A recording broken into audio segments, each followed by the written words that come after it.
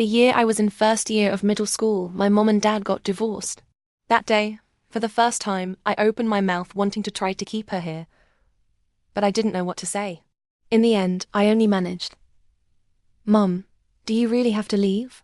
My mom avoided my eyes and said, "I've stayed here for 15 years, and I've never once felt like this was my home." She rambled on about a lot of things. My memory of the rest is pretty fuzzy. I only remember that one line, how she'd never felt this was her home, that her parents' home was her real home. Then what about my home? Where is my home? I also have a 6-year-old sister, Sayu. My mom didn't want either of us. She took 30,000 yuan from my dad and left. My grandma and my aunt were especially excited. My grandma, leaning on her cane, told me happily, "Finally divorced, girl. Tomorrow your dad will find you a new one." My little aunt was even more worked up. "Sai Hui, let me tell you, she didn't want you, so you don't have to support her in the future either." My little sister, on the other hand, hid behind me, hugging my legs tightly.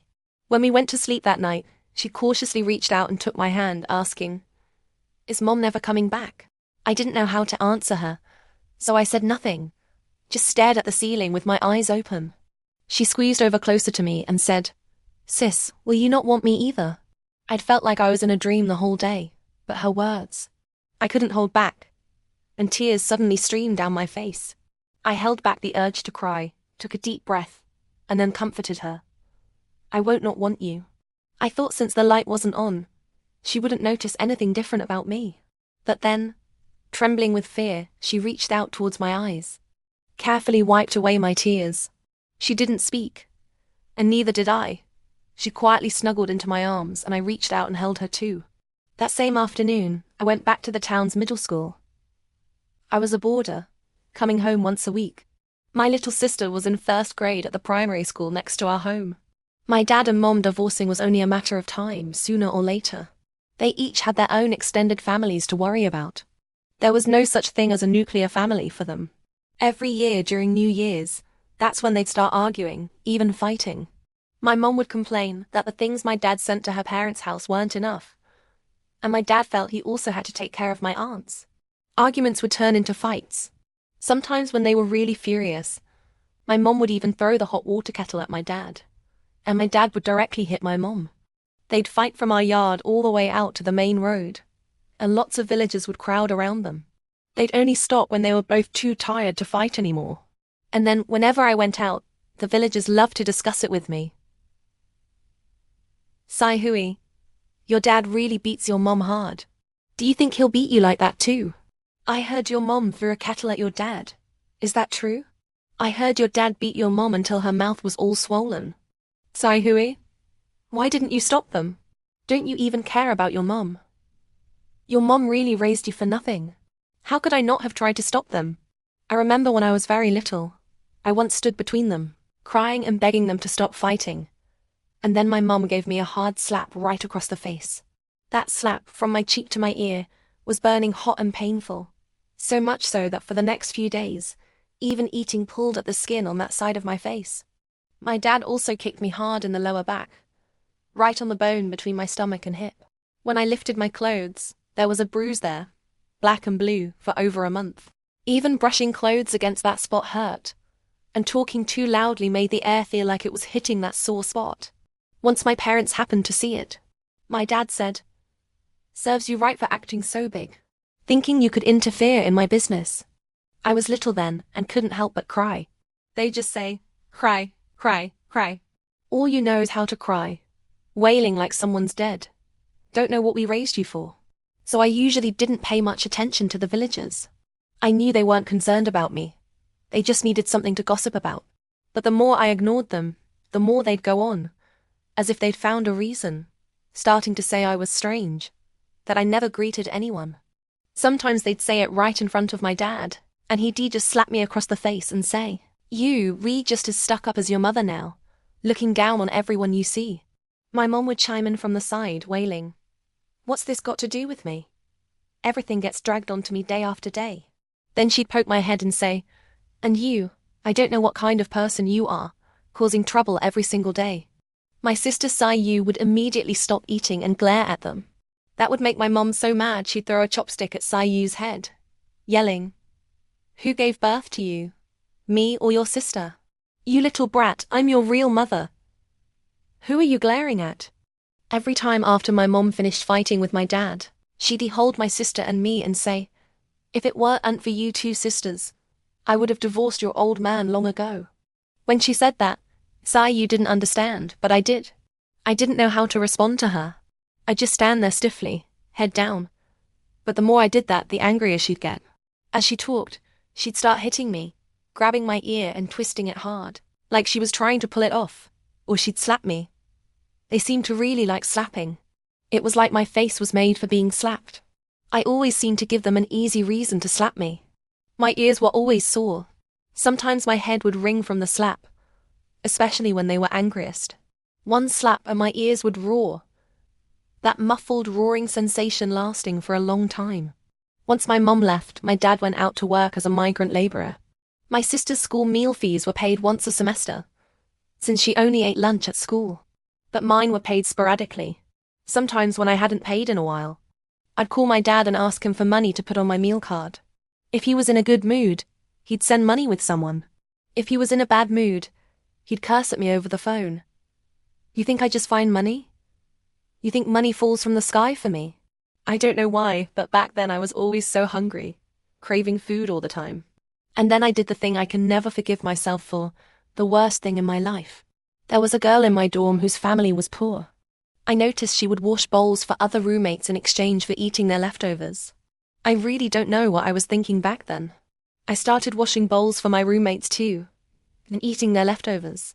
Back then, we often shared a bowl of instant noodles, especially the soup from instant noodles. Everyone would fight to drink it. Subconsciously, I treated leftovers the same as instant noodles, not ashamed, almost proud of it. I remember one particularly cold winter day. A roommate deliberately left the last bite, handed me her bowl and said, "I saved this for you. You can wash the bowl now." Later, another girl joked, "Sai Hui, you two are so dumb. Why wash bowls for them? Look, isn't there plenty in the bucket? Eat as much as you want." The bucket she meant was the school's leftover food bucket. Our school was in a remote town. The cafeteria only cooked rice. Boarding students usually took their meals back to the dorm to eat, and also to take a nap. So on each floor of the dorms, there were 2 or 3 buckets for leftovers. My face burned bright red. That's when I realized what I had been doing. On so many nights afterwards, whenever I thought about that incident from middle school, an overwhelming sense of shame would drown me. It felt like I had no dignity left at all. How can a person live with absolutely no self-respect? With no money, I started eating only 1 meal a day. I was dizzy with hunger every single day. A vegetarian meal at school cost a little over 3 yuan. A meat dish was over 5. Every time my dad called me, he'd emphasize, "You go home on Fridays, right? Eat vegetarian at school, then eat meat when you get home." Back then, to win his favor, whenever I called him, I'd proudly tell him, "I spent less than 20 yuan this week." And then I'd get his praise. "That's right, be sensible. Dad works hard to make money. And your mom doesn't want you girls anymore. So think about your dad a bit, okay?" I was often so hungry I felt dizzy. Sometimes to save money, I'd spend 50 cents on a bag of chips from the school store. Back then, there were those small transparent bags, 50 cents each. A girl from my village saw me, and word got back to the village that I ate snacks every day. But back then, that 50-cent bag of chips was all I had for the whole day some days. On days I ate chips, I wouldn't eat a single proper meal. Or maybe I'd only had 1 meal and was unbearably hungry. Then my grandma would find out and curse me. "What kind of person are you? Your dad works so hard for money, and you still eat snacks, just like your mother." I never told anyone about the food situation back then. Just like when my shoes broke many times, I just buy 502 glue to fix them. That stuff was useless. They'd crack open again soon after gluing. Sometimes I'd accidentally get it on my hands. At first it felt like a burn, then it would quickly glue the skin together. It would take a long time to wash off. At my sister's school back then, to make things easier, the cafeteria often gave them steamed buns and porridge for lunch. She'd often hide a bun during lunch and bring it to me. She'd tuck it in her clothes to keep it warm, and it would still be warm when she gave it to me. I don't know how to describe that feeling. Before she was born, I was lonely. I couldn't feel any love. But every time she ran towards me, I could feel with certainty that I mattered to her. Being cared about, being wanted, being cherished. I got all that from a child. So even though I was as frugal as could be, I would save my living expenses to buy her ice cream and spicy snacks. She'd swallow her saliva and tell me not to buy them, that it was a waste of money. Then she'd always give me the first bite and say, "Sis, when I grow up, I'll open the biggest little shop for you. Then you can eat as much as you want whenever you want. Sis, I'm going to earn a lot of money when I grow up. Give you lots of money. Then you can buy whatever clothes you want, whatever shoes you want. I'll even buy you a car. And we'll buy a big house, bigger than anyone else's, just for the two of us to live in." Every wish she made when she was little was all about me. Sometimes when my shoes were really badly broken, I'd beg my grandma to take them to the cobbler to get them mended. She'd usually say impatiently, "I really don't know how you wear out shoes so fast. Look at Zhao Yu's shoes. They never get worn out." Zhao Yu was my little aunt's daughter. Of course she didn't need to mend shoes. My aunt often bought her new shoes. How would she ever wear them out? But thankfully, she'd still eventually get them mended for me. After mending them, she'd give me all sorts of advice. "You need to take care of them. Your dad works so hard for money. You and Tsai Yu have it so good now. Back in my day, where was such luck? Our shoes were made of straw. With all the clothes, pants, and shoes you two have, you should cherish them."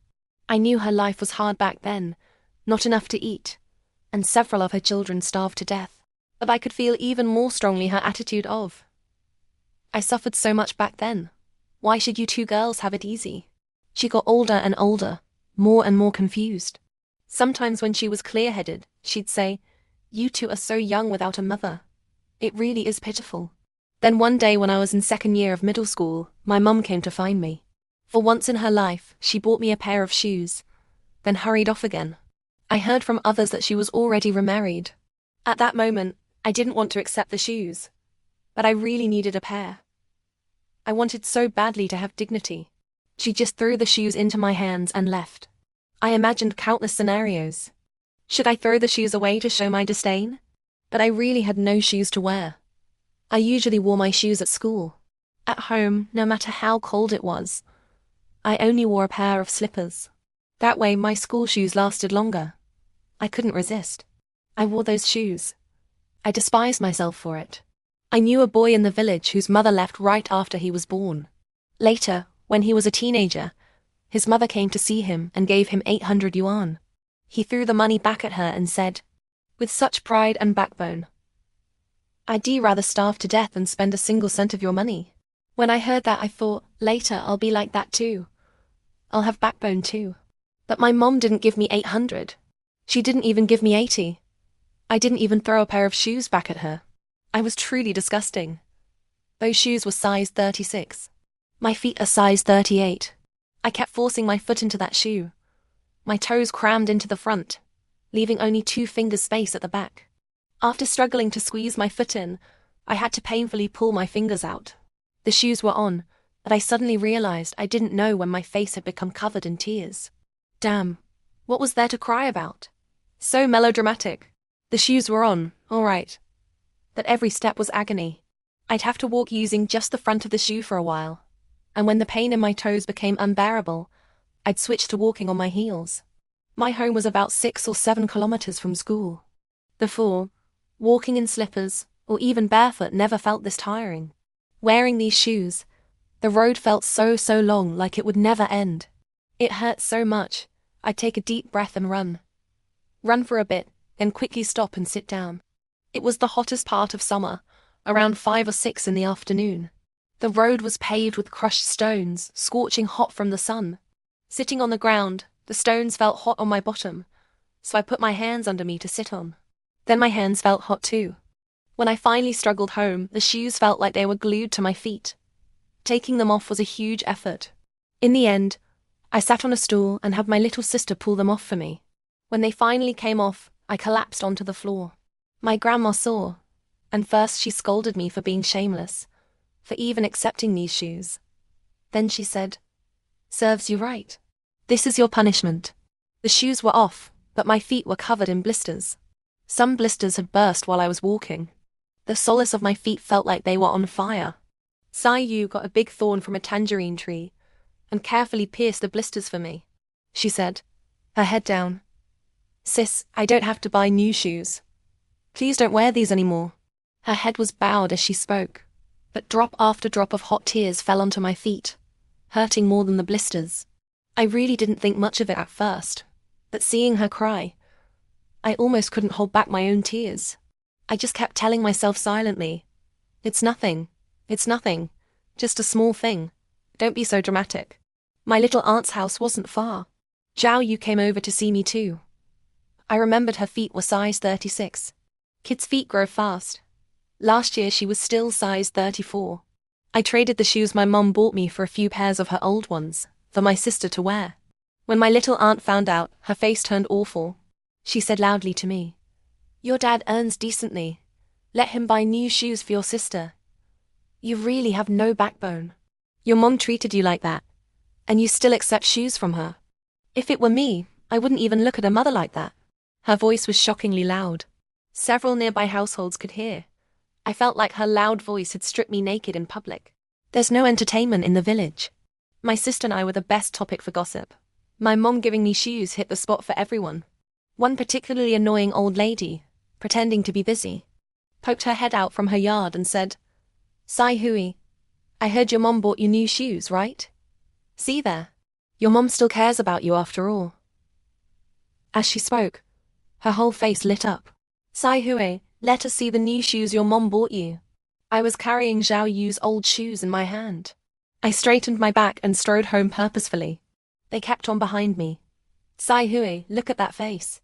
We say a couple of words to you, and you pull a long face. No wonder your mom didn't want you.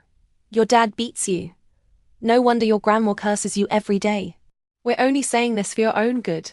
Who's going to teach you these things? You don't have a mother. If you don't learn, when you get married you'll get beaten who knows how much. Sai Yu heard them. She ran out clutching a big kitchen knife in both hands, crying and cursing. F*** off. What F*** ing business is it of yours?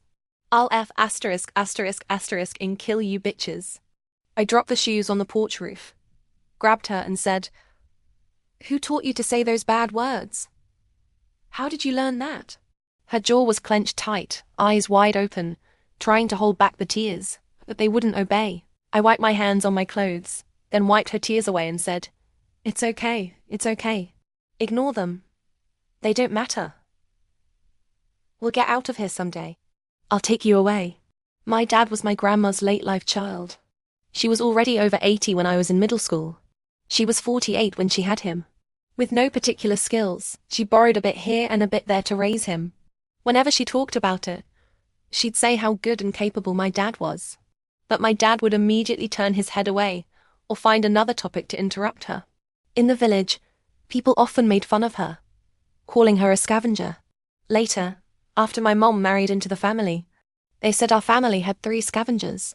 Maybe because they were so poor before, she saved every single cent. She thought having 3 meals a day was good enough. We often had no vegetables to eat with our rice. I'd often take some broad bean paste, drizzle hot oil over it, and mix in some chopped wild onion leaves. Lots of wild onions grew in the crevices of the rocks on the back hill. As soon as they sprouted, Sai Yu and I would pick them. I'd use this mixture to mix into her rice. She'd always eat a lot and then flatter me. Sis, you're so amazing. Everything you make tastes so good. There was also a slope on the back hill with many graves and large. The wild mushrooms were incredibly fresh and delicious, and the rice soaked in that broth was so fragrant. At least on mushroom days, my grandma was willing to fry eggs. But eating them all summer, even the most delicious thing can make you sick of it. On the rare occasions we got to eat meat, she'd stand by the pot, pick out all the best pieces with her chopsticks, and take them to my little aunt in the same village. Sai Yu would be nearby, swallowing constantly. My grandma would curse her. Born a starving ghost. Are you starving? There were other old ladies in the village who liked to pick mushrooms there too. Sometimes, when there wasn't even a glimmer of light, my grandma would start urging us. Hurry up. Hurry up. You lazy good-for-nothings. If you go late, you won't even get the scraps. Yu could barely open her eyes from sleepiness, and since she was a bit timid, she'd be trembling with fear every time. I'd tell her to go back to sleep, that I'd go alone. She'd immediately scramble up and grab me, saying, "What if a ghost catches you?" I teased her. "If you come with me, aren't you afraid a ghost will catch you too?" Later, seeing how scared she really was, I'd pat her head and say, "We're too poor. Ghosts wouldn't even want us. Ghosts like to eat people with meat on them." Terrified, tears streaming down her face, she looked up at me. "Sis, I have more meat on me than you do. If I come with you, and there really is a ghost, I'll block it, and you run first, okay?" "What? Sis, can I secretly call you Mom sometime?" I asked her why. She was quiet for a long time, until we found a big mushroom near a grave. She helped me dig it out, then muttered with her head down, "I just haven't said it in so long. I hear Jiang Yu calling Mom every day. I just wanted to try what it feels like to say it." For a moment I was stunned. Seeing I didn't speak, she quickly smiled and said, "Huh, just joking. I just wish you could stay home forever." Kids without a mother. They look just like stray dogs. My grandma only bothered to feed her. Things like bathing and washing her hair, she never handled. Eventually, Yu even ended up doing the cooking herself. Yu knew how to use the rice cooker to make rice, and once it was done, she'd mix it with the broad bean paste I'd drizzle with hot oil. As for when my grandma and I weren't around, she'd go to my little aunt's house to eat. At first, I was really worried about Yu. I put off becoming a boarder for a long time because of her. But with evening self-study sessions, lots of teachers covered new material. I was afraid of falling behind.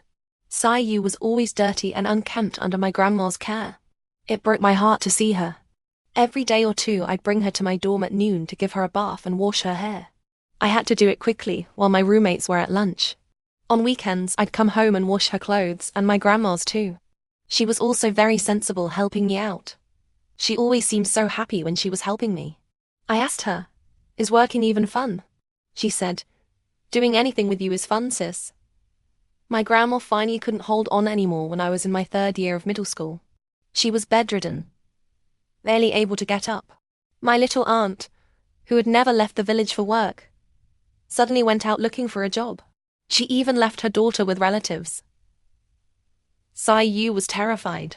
Then, as if something suddenly occurred to her, she grabbed my hand tightly and said, "Sis, you have to get into a good high school. I'm not scared. It's just a dead person, right? There are so many dead people buried behind our house, and we still go dig up mushrooms there, don't we?" I pulled her into my arms. "You still have your sister, you know that, right?" I hurriedly talked to my homeroom teacher about becoming a day student for a while. The teacher ended up crying and telling the whole class about my situation. She said, "Look at Hui, how hard it is for her. Yet she's still so motivated. You all, one by one, don't even appreciate your blessings. Study hard." I saw all those strange looks around me, smiled awkwardly, and then stared intensely at the exercises in my textbook, forcing myself to focus. Tears unconsciously dripped onto the book. Afraid they'd see, I bit my tongue hard, forcing myself to read word by word. When my grandma was near death, it was the gentlest time in her whole life. She didn't yell or curse at Yu and me anymore. The day I went back, she was lying in bed, calling out over and over, "Yu, Yu, where are you? It hurts so much. It hurts so much." Yu quickly ran in and brought her a bowl of hot water. She also poured water from the kettle into a bucket, wet a cloth, and prepared to give her a hot compress. The water was scalding hot. Yu carefully held one corner of the cloth. I took it from her and quickly wrung it out. "Sis, the water's really hot," Yu said worriedly. "It's okay, I'm not afraid." At first, I couldn't handle that temperature either, but over the years, with Grandma's frequent episodes, I'd gotten used to it. She had severe rheumatism. Whenever it flared up, a hot compress applied to the area could provide some relief. As soon as I placed the compress on her, tears rolled down from her already somewhat dull eyes. "What are we going to do? Call your dad?" She had said this to me countless times since she fell ill. I had to keep comforting her, saying Dad was busy for now, that I would take care of her. She continued, "Then call your little aunt. She promised me she'd come take care of me if I got sick." I put the landline on speaker. This time, Grandma heard. She shouted loudly. "Water dripping from the eaves falls drop by drop. Treat me like this, and your own children will follow your example someday." After saying this, she lay in bed, eyes wide open, tears filling every crease and wrinkle on her face. She let out a long sigh and said, "Sai Hui, my life is so bitter. So bitter." That night when we went to sleep, she said, almost pleading, "Sai Hui, I'm a little scared. Will you sleep with me?" Sai Yu immediately jumped in and said, "Grandma, I'll sleep with you. Weren't you unwilling before? Why so kind now?" She seemed displeased with Sai Yu. "Whatever. If I don't, there's no one else," Sai Yu retorted, her own temper flaring. That evening while washing the dishes, I asked Sai Yu why she acted that way. Sai Yu said to me, mysteriously, "Sis, what if Grandma really dies and brings something unclean? What would you do?" I didn't know what to say, just bowed my head and kept scrubbing the pot. Sai Yu hugged me from behind, more important than any of them. In the end, I convinced Sai Yu we would both stay with Grandma. It was an incredibly awkward thing, like waiting for someone to take their last breath. Grandma held my hand and said, "It's good I have you two sisters. When I die, I won't scare you. I'll protect you. Sai Hui, don't blame me, okay? I've wronged you. Sai Hui, you have a good heart. You'll have a good life someday." As she talked, she pressed my hand under her pillow. I felt around instinctively. My first thought, there was money in the pillow. I looked at her, and she looked at me. Tears kept falling from her eyes. Then very solemnly, she said to me, "Sai Hui, don't blame your dad. He has it hard too. You must study hard. Only through study can you have a future. Don't live a life like mine." I should have hated her, but when she said those words, tears just flowed from my eyes. Seeing this, she looked happy, laughing and crying at the same time. I thought when I died, no one would weep for me. The old folks used to say if no one weeps for you, you'll be bullied in the afterlife. Sai Hui, when I die, will you weep for me? Sai Hui, I'm your own grandmother. After wiping my tears, I promised her. Then I saw her lift her head to look at the ceiling, crying out hoarsely again and again, "God in heaven, take me. I really can't go on living. Take me. I really don't want to live anymore. It hurts so much. I can't take it. I really can't take it anymore. I can't bear it. Take me away. Please, I beg you. Do a good deed. Take me away. I don't want to live. I don't want to live." After saying this, her eyes still open, she breathed her last breath, and then there was no more life. My hands trembling, I closed her eyes for her. Then I quickly moved the pillow. Inside a small cloth bag was a stack of money. I casually took a few bills, folded them and put them in her pocket. Then I hid the rest in a crack between the bricks on the inside of the bed. I needed this money. I couldn't trust anyone. After doing all this, I rushed out, grabbed Sai Yu to stop her from going in, and quickly closed the door. She was still young. It would scare her. Then I shouted loudly, "Someone come quick! Someone come quick! My grandma's dead." Sai Yu clung to me tightly, her whole body trembling. I held her in my arms, patted her back and comforted her.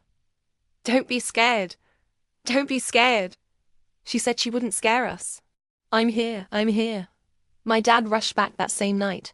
He greeted me briefly and then threw himself into the funeral arrangements. So no one suspected me. I saw a single tear roll from my dad's eye, which he quickly wiped away with his hand. I wondered, did he love my grandma? I wondered, if my mom died, would I feel sad? After Grandma died, worried about Sai Yu, I switched from being a boarder to a day student.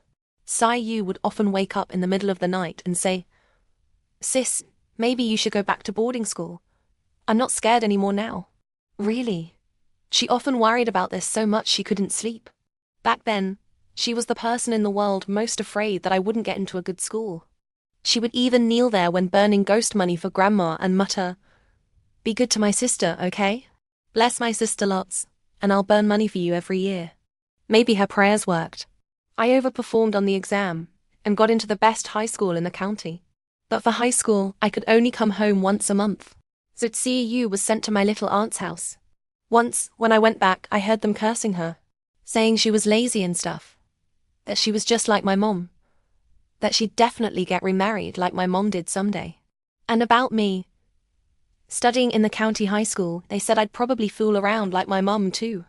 When they mentioned me, CEU, like an angry little leopard, immediately started fighting with my little aunt. This caused such a fuss that my dad came back. As soon as he got back, he wanted to beat CEU. He swung his hand for a slap. I quickly pulled CEU behind me. The slap landed on my face. Since I'd gotten into the best school, he'd gained a lot of face. His tone towards me had improved a lot. This time he was really furious. He demanded CEU apologize to my little aunt. I held onto CEU tightly. Instinctively, I knew I couldn't let CEU go back to suffering that kind of treatment again. My heart was pounding with anxiety. She was right there in front of me. She wasn't crying or laughing, not speaking a word, just facing everything with apathy. My dad got so mad he kicked me hard. The pain in my stomach made me curl up on the floor. He froze. CEU immediately rushed in front of me, glaring at him fiercely.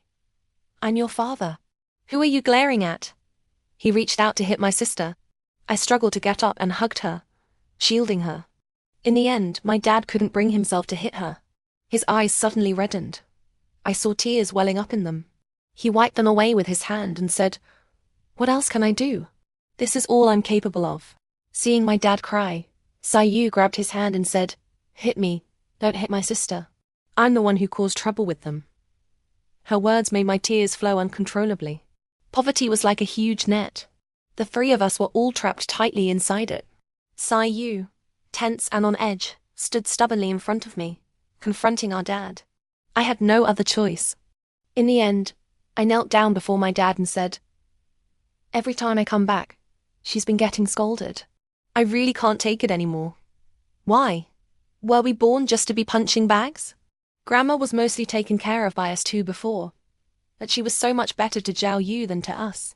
For Zhao Yu's birthday, she gave her a 200 yuan red envelope. For my birthday, she gave me spoiled food to eat. For my sister's birthday, she pretended not to know. I completely lost control of my emotions. For a moment, I felt like I was being swallowed by them. My heart ached terribly. My dad had already lowered his head and stopped talking. I kept going. "Just because we're your daughters, we have to be punching bags. Every time you want to save face, why don't you ever consider us? Why did you even have us? I can stop studying. I can go out and work, okay? Can you come back home, do some farm work, and take care of her?" In the end, I gritted my teeth and made this decision. My dad slapped me hard across the face and said, "I've supported your studies for so long, and you just decide not to study anymore." Hearing me say I'd stop studying, CEU also cried, I'll apologize to them." It ended with my dad's compromise. He found another relative, paid for her keep, and sent CEU there. That pouch of my grandma's had 5,000 yuan. Besides the 500 I used as a decoy, I had 4,500 I could use. Since I was studying in the county, I had a lot more room to maneuver. We had a half day off each week. I often went to the wholesale market to buy socks and pantyhose to sell. Socks cost 50 cents to a little over 1 yuan per pair wholesale. I'd sell them at 3 pairs for 10 yuan. Pantyhose cost 2 or 3 to 6 or 7 yuan. I'd sell them for 10 or 15 yuan each. I'd go floor by floor through the dorms, knocking on every door, promoting my goods. Often, in one afternoon, I could earn half a month's living expenses. I saved all the extra money for myself. I was always afraid my dad would suddenly stop supporting my education. I didn't know how long his sense of responsibility would last. For example, I'd deliberately take leave on Valentine's Day to go wholesale roses, sell apples at Christmas. In winter, add scarves and gloves to the mix. I even cooperated with restaurants near the school to deliver takeout orders on campus. My grades were okay and I looked honest. Teachers naturally trusted me. They wouldn't imagine that a girl who studied so hard would deliberately skip class. Every day I was exhausted, completely worn out. I tried every way I could think of to make money. Even when I earned far more than my living expenses required, I didn't dare spend it. I only spent money on two things: my own tutoring fees and anything related to Tsai. Every month when I went home, I'd make a point of buying a gift for Tsai. I even tried to learn how to take care of a child.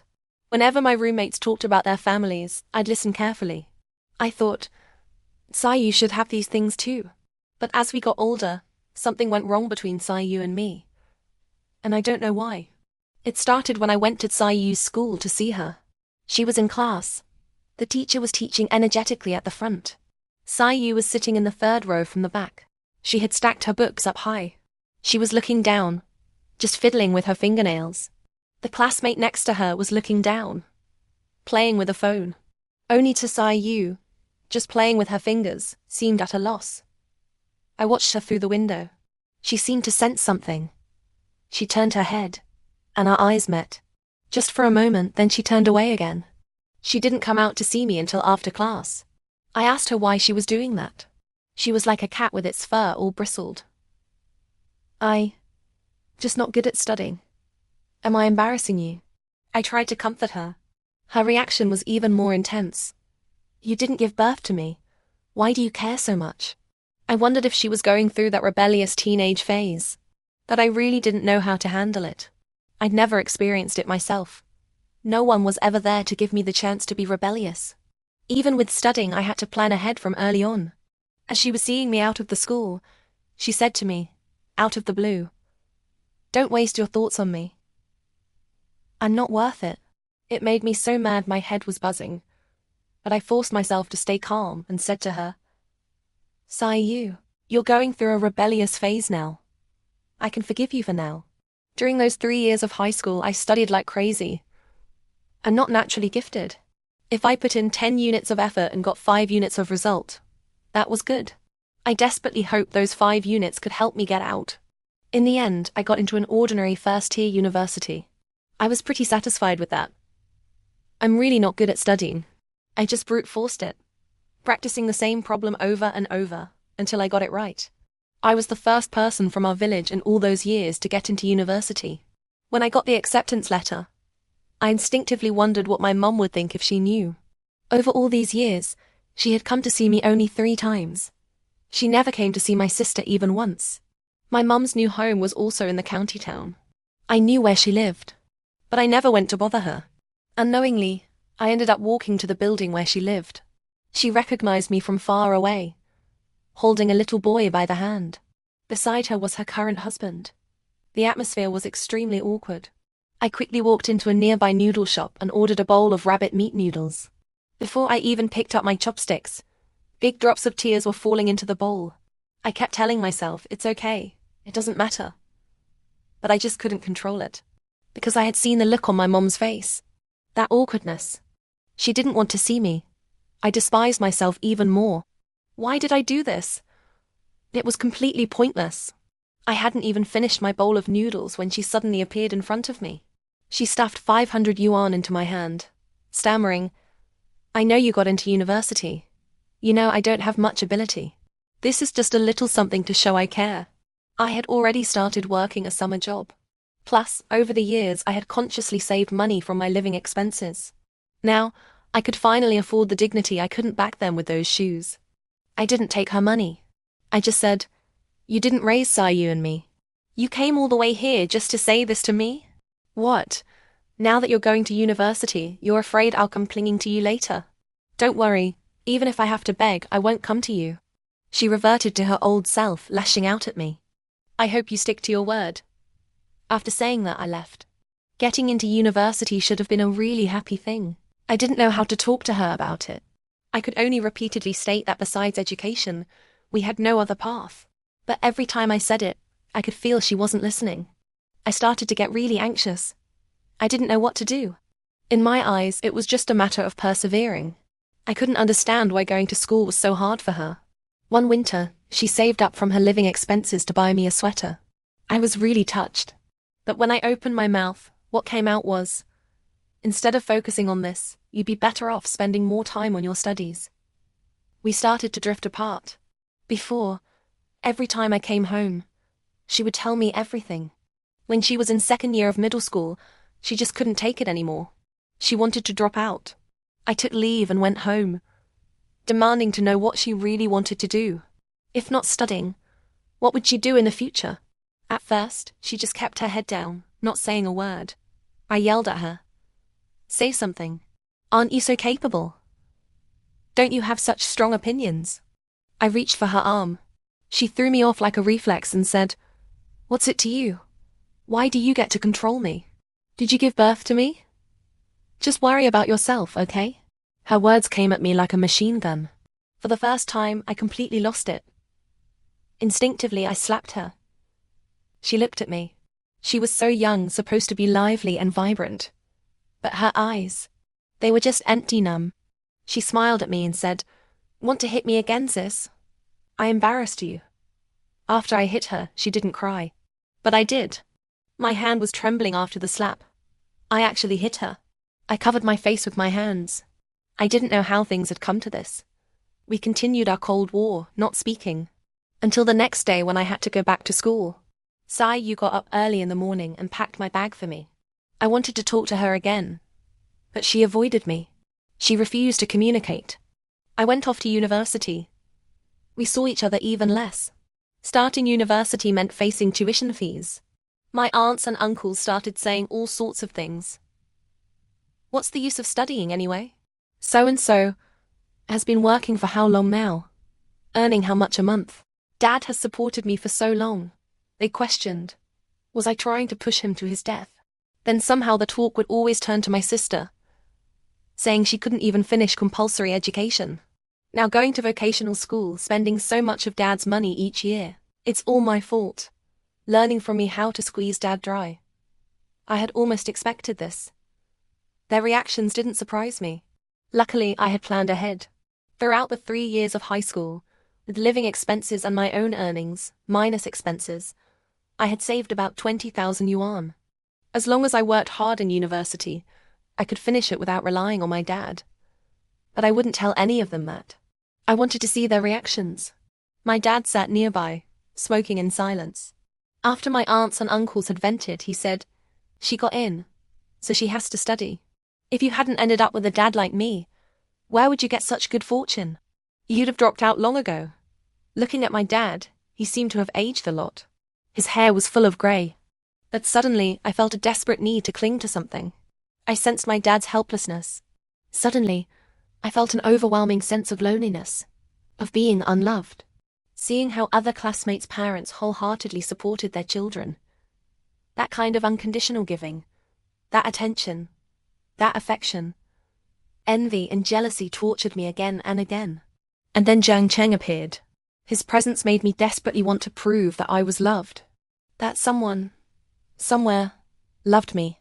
That day, under the scorching sun, he pulled out the money he had saved from working and handed it to me, worried. "Sai Hui, you can't give up. You have to keep studying." In his mind, he thought I might give up. He was afraid I wouldn't be able to hold on. He knew me so little. For me, if there's even a glimmer of a chance, I'll seize it. How could I possibly give up? Someone like me could never give up. I don't know how to describe him. He clearly couldn't even manage his own life well. He was clearly stuck in the mud himself. But somehow, this person made me instinctively want to get closer. As long as he was there, I felt like the sky wouldn't fall. In my second year of high school, his mother got sick and he had to drop out. I am an extremely selfish person, selfish to the core. But at that moment, for the first time, I had the thought that I wanted to help someone. We were both in the mud. Watching him sink deeper didn't bring me any joy, only dread. Neither of our families had any ability to withstand risks. Even trying to escape through education, we walked on eggshells. For the first time, I was honest with someone. "Jiang Cheng, how about I lend you some money? I still have over 10,000 saved. I can lend you 5,000. You can try to borrow from others too. Can you hold on for a few more years? You made that much from your little ventures. You should save it carefully." He was only briefly surprised, then brushed it off like he was humoring a child. His attitude made me angry. I just snapped, "Suit yourself." But when he actually went to handle the withdrawal paperwork, I couldn't help myself. Looking at him, it was like looking at myself. Bitterness, helplessness, anger. All of it flooded my chest at once. Later, he kept working away from home, but he still came back to school a few times a semester. He always brought me lots of food and even put money on my meal card. We used to be desk mates. At first, I refused his kindness, but he just smiled and said, "Think of it as a loan. You can pay me back later." I asked him more than once why he did this, until one night after evening self-study, very late, he came to see me. He said he was leaving the province soon for work. He gave me 2,000 yuan in cash. I asked him that question again. Finally, he gave me an answer. He said, "I just want to see how far you can go." When he said this, he smiled bitterly. Hearing it, I only felt a deep aching sadness. For the first time, I accepted his money.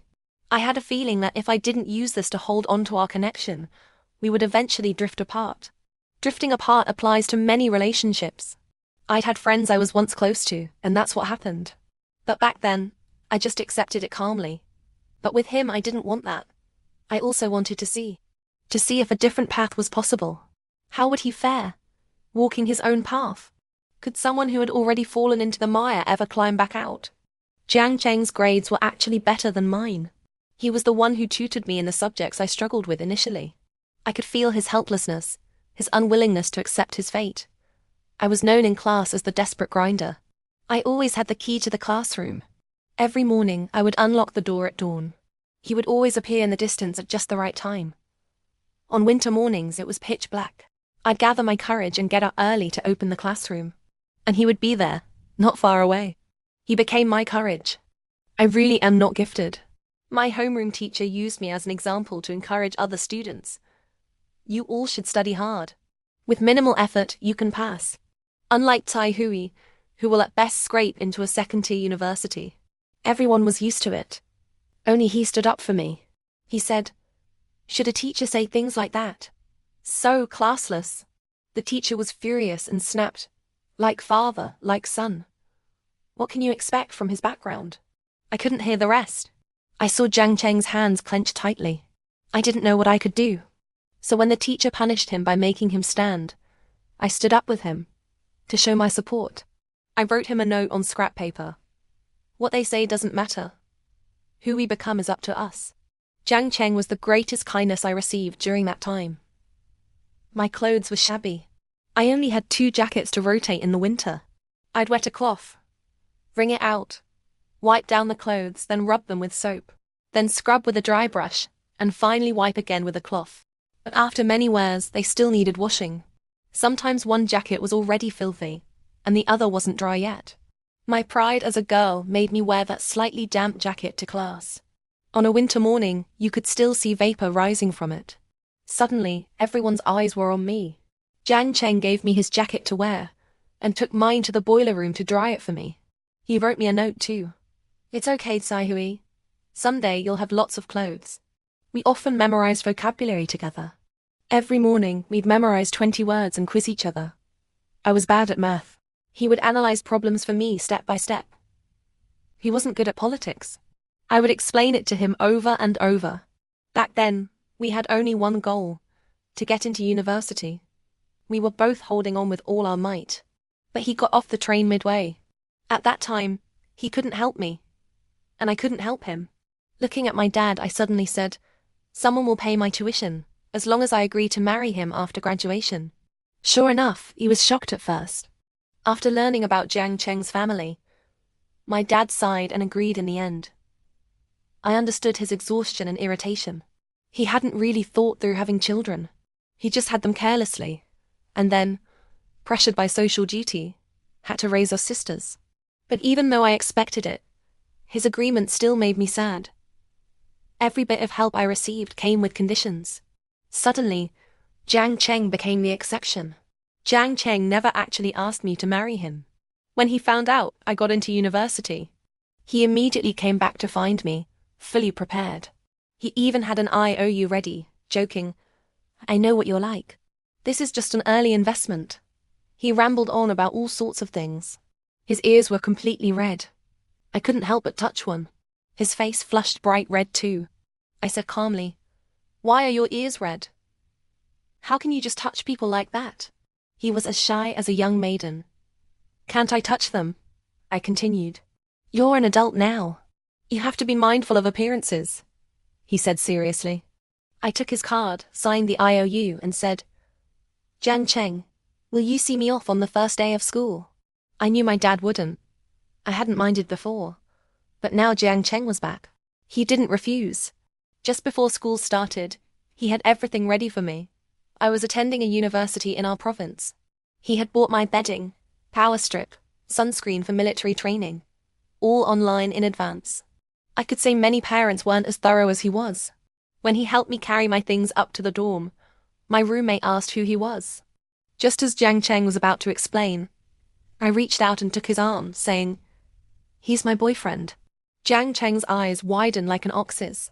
This time, even his neck was red. I saw beads of sweat on his forehead. I wiped them away without thinking. He froze completely. When we had lunch together, he said seriously, I didn't help you because of that. So you don't want me? I deliberately misinterpreted. No, you could have a better choice. He lowered his head and finally muttered this. What is a better choice? He didn't answer me, just ate his rice in silence. When Jiang Cheng left, he sent me a text message. Sai Hui, you have to understand. You're in university now. You'll meet many other excellent people. You've finally crawled out of the mire. Don't crawl back in. I read the message and only replied, I like you. That has nothing to do with anything else. After that, we didn't see each other for a long time. Our interaction was limited to liking each other's posts on social media. I didn't touch the money Jiang Cheng gave me. I saved it all. I made up my mind. If we ended up together, this would be our startup fund. If we truly weren't meant to be, I would return it with interest. After starting university, I did everything I could to make money. As long as it brought in money. Scholarships. All kinds of part-time jobs. Running a little shop in the dorm. Setting up a street stall at the night market. I spun myself into a top. When I met Jiang Cheng again, I was frantically packing up my things to get away from a Chengguan municipal inspector. He got out of his little van. Said nothing. Helped me load my stuff into the van and drove me away. I sat in the passenger seat. Neither of us spoke. Until finally he couldn't hold back. What's wrong? Not enough money? Jiang Cheng, do you really not like me? I couldn't help asking. I'd never been in a relationship. I'd imagined many possibilities. Should I pursue him? Given both our personalities, if we liked each other, we'd just be together.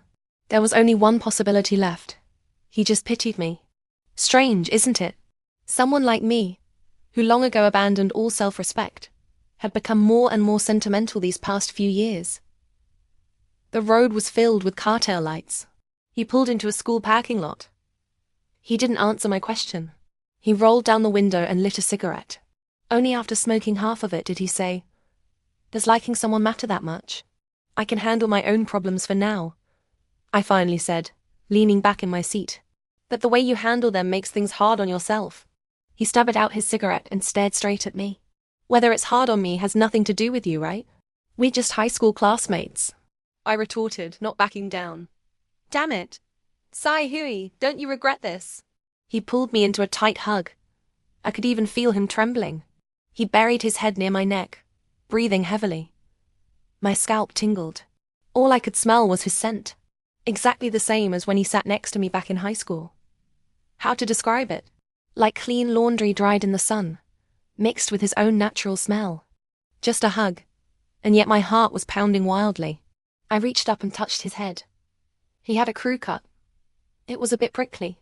He grabbed my mischievous hand and pressed me back against the seat. There was a turbulent undercurrent in his eyes. He just looked at me like that. Our eyes locked, close enough to feel each other's breath. He took a deep breath and said to me, Sai Hui, it's not too late for you to change your mind. He said it with such heaviness. It was almost like a farewell between life and death. In that instant, instinctively, I leaned in and kissed him. I'd always thought his lips were beautiful, but I'd never had a chance to touch them before. In that atmosphere, I just did it. He was a bit shocked, stunned for a moment. Sai Hui, you asked for it. The words were barely out. I was about to pull back, but he pulled me into his arms and deepened the kiss. The kiss was incredibly aggressive, hardly like a kiss at all. He even bit my lip until it bled. It reminded me of the little dog I raised back in the village. The first time I brought it home, it gnawed on my finger like that, trembling as it did. I wasn't just flattering myself. My heart beat even faster. Even the smell of his cigarette smoke I could ignore now. By the end of the kiss, I was even crying. When it ended, he wiped my tears away. He pulled me into his arms again. "Sai Hui, don't you play with me." I touched the stubble on his chin and challenged him. "Next time you kiss me, no smoking." I don't like it. I desperately wanted to share this joy with someone. After thinking about it, I decided to call Sai Yu. She was silent for a long time on the other end, then said, "I'm just not good at studying anyway. I don't want to study anymore. Can you return that guy's money?" "It's not because of the money. Don't overthink it. Just keep studying. Even if you can't get into it, you have to keep at it." I said this a bit urgently. Her words wiped away the little bit of so-called joy I felt. "Why? Is it worth it? I told you. I don't like studying. What the hell are you sacrificing for? You've worked so hard just to end up with someone like that." Sai Yu's words got heavier. "It's not like that. I have money. He's a good person. I really like him," I patiently explained. But Sai Yu just hung up on me. We parted on bad terms again. The next time we contacted each other was near the New Year. She suddenly messaged me, "Sis, can I borrow 50 yuan for bus fare?" I was stunned. When did we become so polite? I transferred her 300 and told her to let me know when she had no money. At the same time, I called my dad and asked him how he was handling Sai Yu's living expenses. He got very angry and said how hard it was for him to raise us too. How could she have grown up if he hadn't given her living expenses? I asked him when he last gave her money. He suddenly became evasive, then got angry. How am I supposed to remember that clearly? I didn't even have the energy to argue with him. I just took a deep breath. Looking at Sai Yu, it was like seeing myself from years ago. That night I dreamed again about eating other people's leftovers. I woke up with my pillow wet. After my exams, I bought a ticket home. Sai Yu and I met again. She asked me to help her find a winter part-time job. Her eyes darted away when she spoke. My dad was also very enthusiastic. "Right. Sai Hu isn't doing a winter job this year. Take your sister out with you." His words made my blood boil. "Are we that poor? How old is Sai Yu? Do you know child labor is illegal?" I questioned him, one point after another. It was completely pointless. He couldn't understand. He just kept going on about how he started working at 12, how much debt my grandma had back then, how carrying stones had wrecked his back, and then how he'd been alone all these years, all for us sisters. That was such a lie. He'd never stopped going on blind dates all these years. None of them worked out except the ones that scammed him out of money. I had no energy left to argue. I pulled to Sai Yu outside. I asked her what was wrong. Suddenly, I noticed the scars on her wrist. She quickly pulled her hand back. I grabbed it faster. I pushed up her sleeve. Her arm was covered in cuts, one after another. Some were very, very deep. How hard must she have pressed to leave scars that big? "Who cut you? Who bullied you?" As soon as I spoke, tears streamed down my face. "No one." Sai Yu quickly pulled her sleeve back down. She turned away from me, but I could see her desperately trying not to cry. I tried to reach for her. She looked up at me, her eyes full of tears. "I told you, no one. I did it myself accidentally." I reached out to wipe her tears away. The moment my hand touched her, the tears all spilled out. I couldn't hold back either. I cried with her. "Doesn't it hurt?" I stroked her hand again and again. "You don't owe me anything. Just stop worrying about me, okay?" She finally choked out these words through her sobs. I could feel her struggling inside. "I do care about you. Please don't push me away, okay?" I pulled her into my arms and said again, "I told you, you have me. You can trust me." She burst into loud sobs in my arms. "You didn't give birth to me. Why do you care so much? Please don't marry that guy just for money, okay?" I patted her back and explained again and again that I could support myself now. I only liked Jiang Cheng. He was very important to me. She looked at me, utterly bewildered. I told her, "You still have a long life ahead. You will meet someone who truly cares for you. Then you'll understand how I feel now." That night, we lay in the same bed again. I listened as she talked about vocational school. She had grown to love drawing. There was an art teacher who always praised her. She had even won an award. I knew about that. When she won the award, she had told me. I was busy with a part-time job and just congratulated her over the phone. But then, somehow, that art teacher suddenly stopped liking her, saying something like, "I didn't expect you to be this kind of person." I asked her, was that teacher really that important? She was stunned for a moment. "No one ever praised me before. I'm not good at studying. I'm not like you." Only then did I realize how much of her life I had missed. During this time, I stayed with her constantly. She drew, and I watched from the side, saying things like, "I didn't think I could ever learn to draw in my whole life. Good thing I have a sister."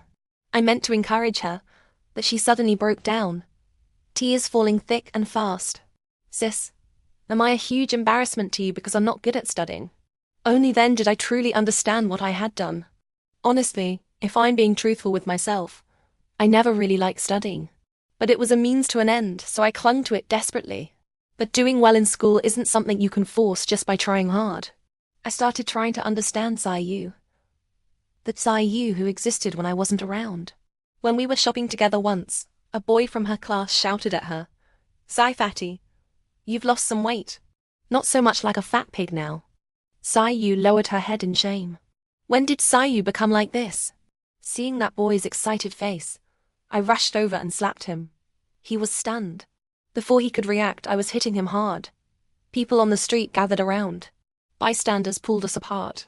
I pointed at that boy and shouted loudly at Sayu. "Sayu, you remember this. Whether you're fat or thin is none of their damn business. Whoever bullies you, you bully them back. If the sky falls, I'll hold it up for you." Sayu stared at me, tears welling up in her eyes. In the summer, I rented a small room near my workplace. During Sayu's summer break, I brought her to stay with me. After work, I take her for walks. She wore short sleeves. All those scars were exposed. It felt like my heart was being torn apart. I reached out and gently covered some of the scars with my hand. She looked at me. After a long silence, she said, "Sorry, sis. I didn't mean to." As she spoke, she started to cry. "I just can't control it. I just can't. I'm sorry. I'm sorry." She said no one had ever affirmed her.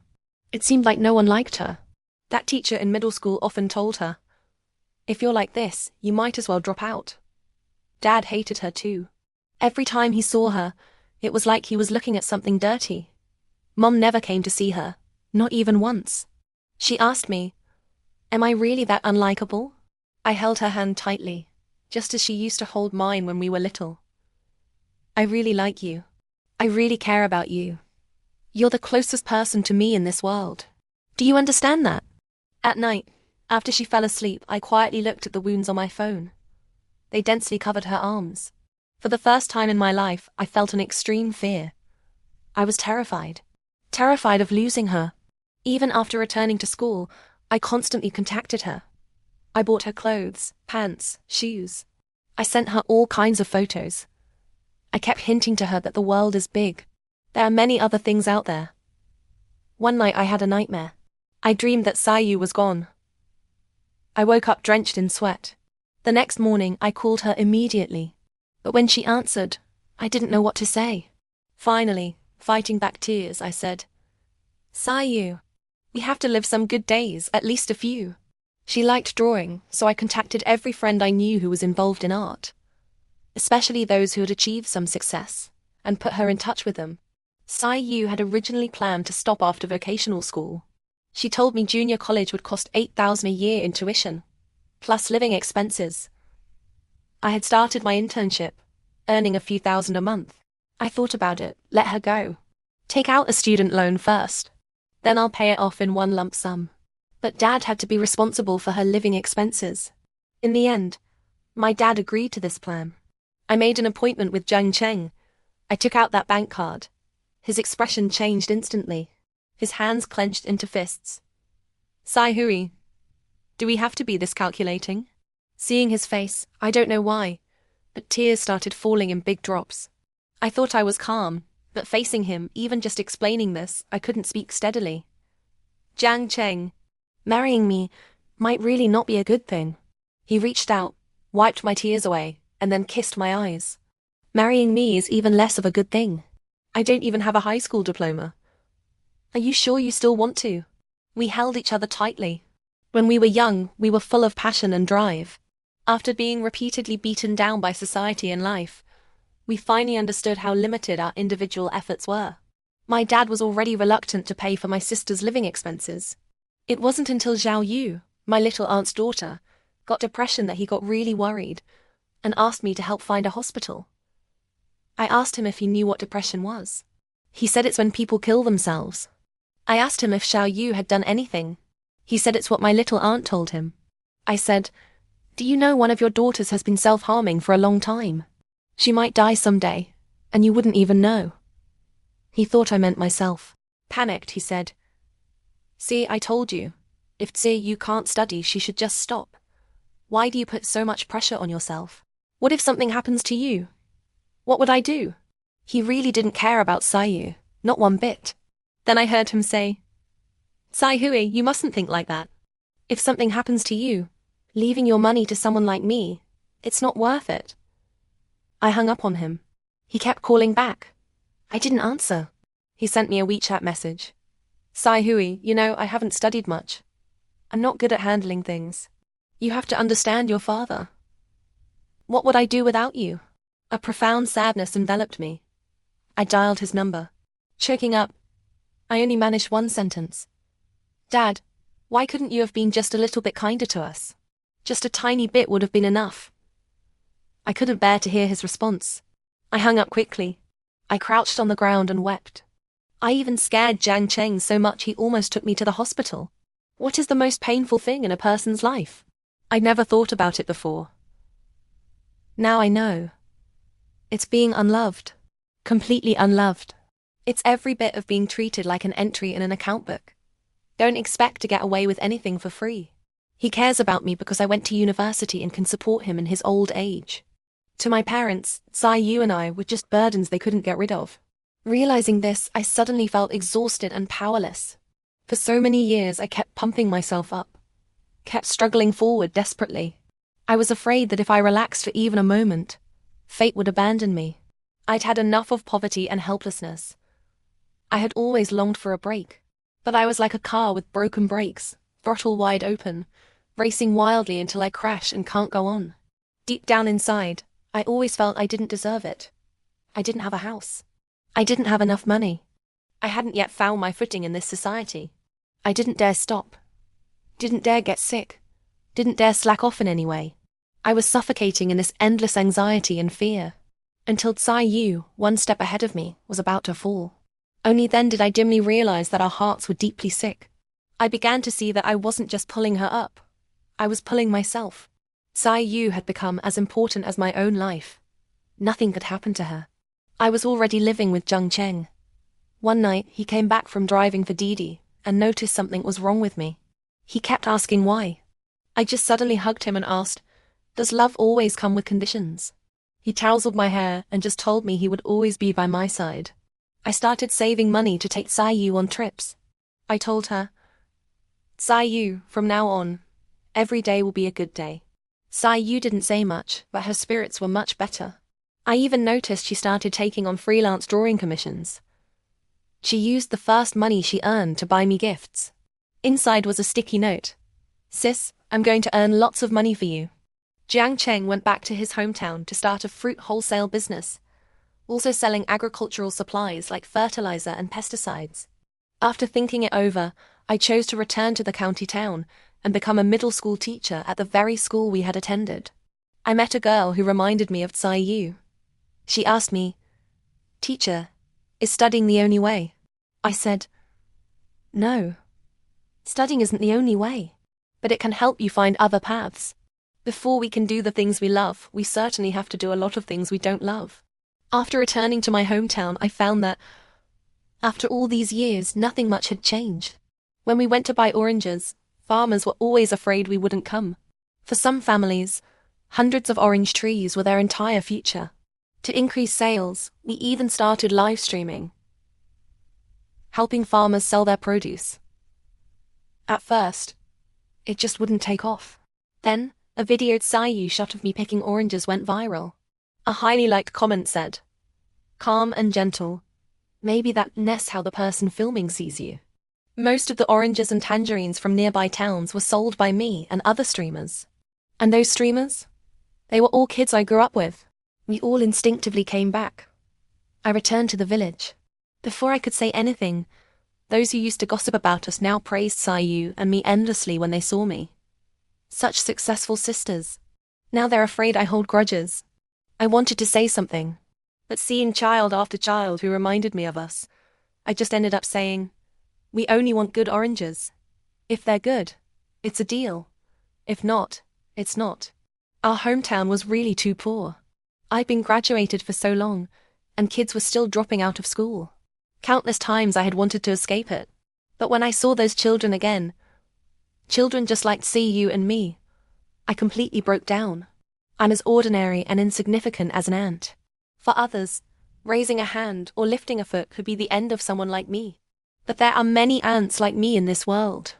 Most of them are in my poor, remote hometown. If one ant leaves and never comes back, then this whole group of ants will never know there's a vast world outside. They'll never know about the abundant food in the bigger world. I chose to be the ant that turns back. I saw my middle school homeroom teacher again later. Red-eyed from crying, she told me, "I always said, if only I had a child like you." This time I didn't cry. I just smiled at her. By the time my child was born, Sayu had been studying art all along. She had become a well-known concept artist in the industry. I had been so desperate to run to the city, but in the end, it was she who stayed. When Sayu turned 30, she bought a house. It had both our names on the deed. She said, "See, sis? I told you I'd earn you a big house."